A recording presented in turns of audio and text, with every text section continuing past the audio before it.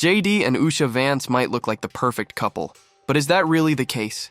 Lately, there have been some pretty telling signs that their marriage isn't as picture-perfect as they'd like us to believe, and we're about to break them all down.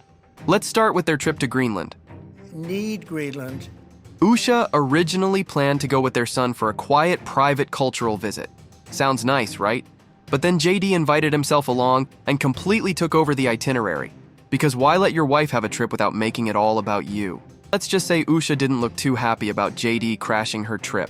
When they arrived in Greenland, Usha was colder toward her husband than the actual icebergs. She practically bolted out of the plane, leaving him trailing behind. Sure, it's possible she just wanted to get to a warm car as quickly as possible, but Usha didn't even wait for him to open the door for her. That's not exactly giving happily married vibes. JD's apparent need for Usha's support might have backfired. Usha is a powerhouse in her own right, smart, accomplished, and totally capable of standing on her own. But just 2 months into his vice presidency, JD seems to be clinging to her like a security blanket. He even admitted on Instagram he joined her in Greenland because he didn't want her having all the fun. And let's face it, for JD, fun probably means stirring up drama with Denmark over Greenland. Our message to Denmark is very simple. You have not done a good job by the people of Greenland. You have underinvested in the people of Greenland, and you have underinvested in the security architecture of this incredible, beautiful landmass filled with incredible people. To make things worse, Usha is allegedly being sidelined by Donald Trump's inner circle. And let's not forget, she left her high-powered job at one of the most respected law firms in the country to support JD on the campaign trail. That kind of sacrifice can create some serious resentment. Planning a life like this was just not on the horizon. I was planning to become a lawyer and practice. He, at one point, was planning to do the same thing. Now, eagle-eyed observers spotted an interesting detail in one of Usha's videos from the trip. A book in the background. Al Gore's Earth in the Balance, Ecology and the Human Spirit. The book discusses climate change, environmental responsibility, and, well, everything that the MAGA movement doesn't exactly champion.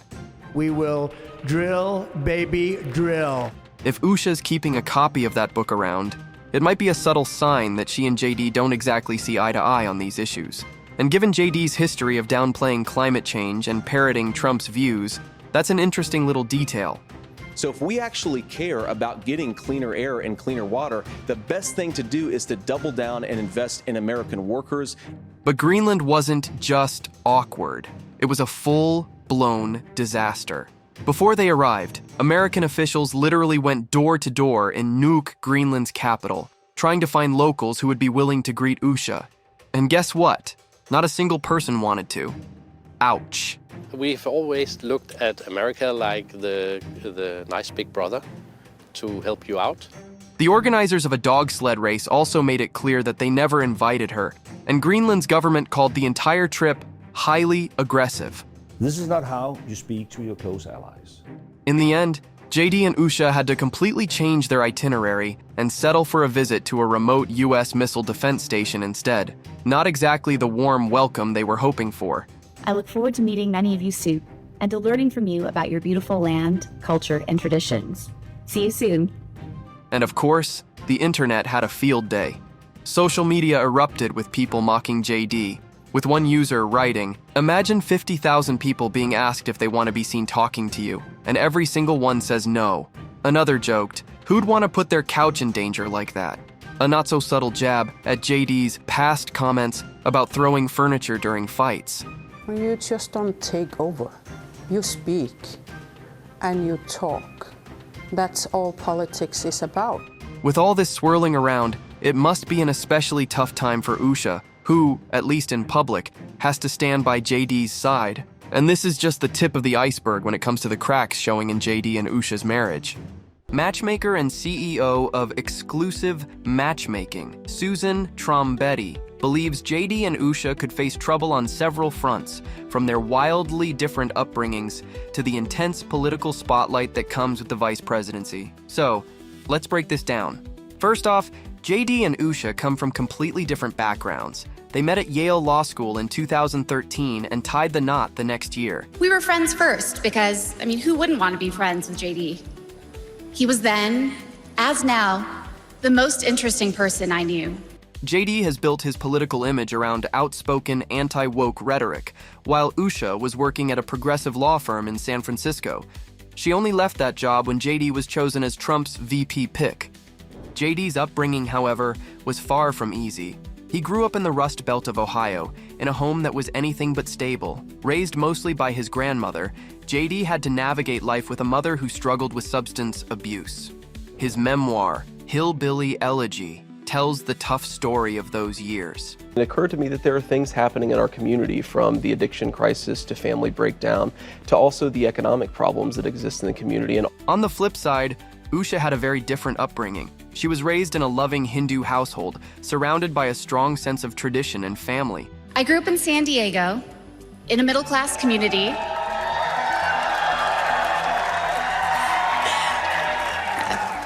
With two loving parents, both immigrants from India.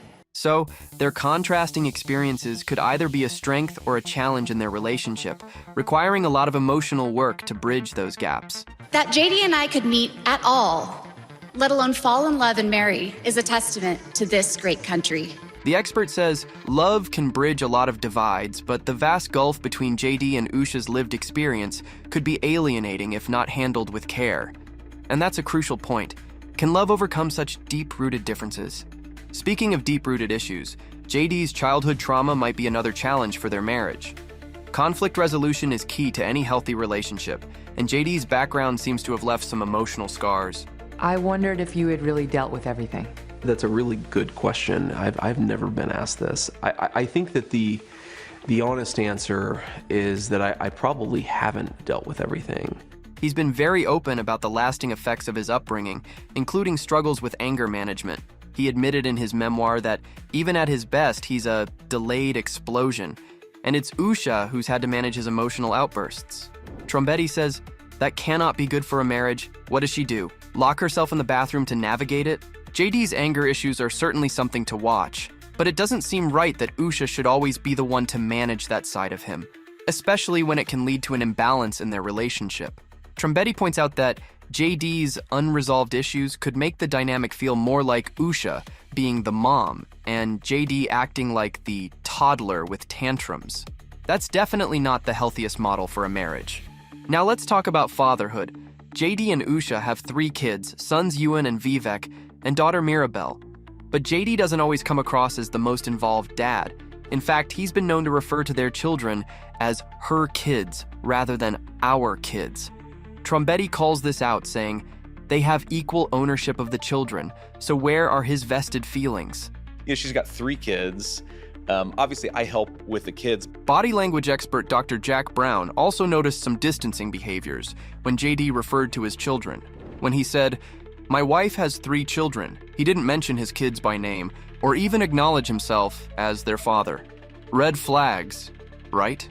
And let's not forget JD's awkward comment at a campaign rally in October 2024, where he joked about trading his kids for a couple of weeks. That probably didn't sit well with Usha, and it adds extra pressure to their already complicated relationship. Another concerning aspect of their relationship is JD's approach to religion. JD admitted in an interview that he feels bad about bringing Usha to church every week because she didn't sign up to marry a weekly churchgoer. I feel terrible for my wife because we go to church almost every Sunday unless we're on the road. And does she go with you? I mean, she does. Yeah, she does. Has she converted? No, she hasn't. No, that's why I feel bad about it. Is while Usha supports his spiritual journey, it's clear that this might be adding stress to their relationship, with Usha often feeling the burden of keeping the kids quiet during services. But because I'm kind of the one going to church, she feels like more responsibility to keep the kids quiet in the church. And I felt kind of bad, like, oh, you didn't sign up to marry a weekly churchgoer. When it comes to protecting Usha, JD's response has raised some eyebrows. He addressed the white supremacist attacks directed at her because of her Indian heritage, but instead of strongly condemning the attacks, he focused more on expressing his love and admiration for Usha and highlighting her qualities. His response didn't sit well with many on social media, who called it weird and pathetic. They questioned why he didn't take a stronger stand to defend his wife against the attacks. I love my wife. I'm very proud of her. I'm extremely lucky to have met her and to have gotten the chance to build a life with her. And my attitude on this is if people want to attack me, attack my policy views, they're welcome to. I signed up for it.